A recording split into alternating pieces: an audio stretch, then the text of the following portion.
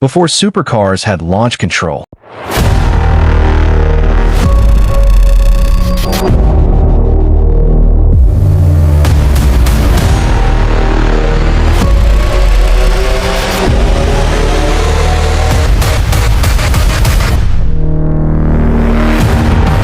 Before speed was measured by software, there was a car that didn't care if you were ready. It didn't ask for permission. It didn't promise safety. It just roared. People say the Mustang is dangerous, uncontrolled, outdated. They rewrite. Because the Mustang was never built to protect you from yourself. It was built to remind you what freedom feels like. And once you hear that engine, you don't forget it. In 1964, America wasn't looking for a fast car. It was looking for freedom. Highways were stretching wider. Cities were growing louder. Young people wanted something that didn't ask for permission.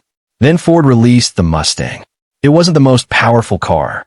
It wasn't the most expensive, but it looked like it wanted to run. And that was enough. They expected to sell a few thousand. They sold 1 million. Because the Mustang wasn't a machine. It was a statement. You didn't buy it to impress engineers. You bought it to feel alive. Under the hood, the engine growled, not screamed. A sound that said, "I'm not here to be efficient." And people listened. Mustangs showed up everywhere.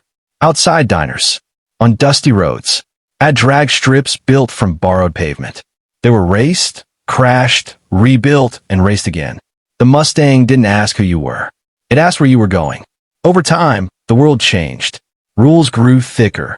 Cars became quieter. Speed became something measured by computers, not courage. But the Mustang stayed loud. Sometimes too loud. Sometimes too wild. Sometimes dangerous in the wrong hands. People called it outdated, irresponsible, unnecessary. They weren't wrong. But that was the point. Because the Mustang was never built for perfection. It was built for people who didn't want to be careful all the time. Through wars, oil crises, emissions laws, and electric futures, the Mustang survived. Not because it adapted best, but because it refused to forget what it was. Even today, when a Mustang starts up, people turn their heads. Not because it's the fastest, but because it reminds them of a time when driving meant something more than arriving. The Mustang doesn't promise safety.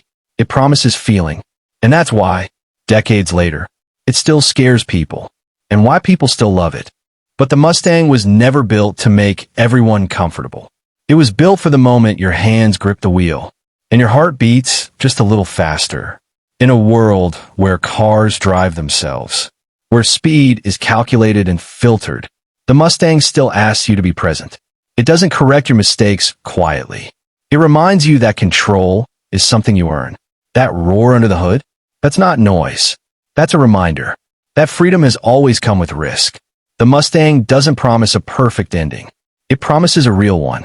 And that's why, even today, people turn their heads when it passes.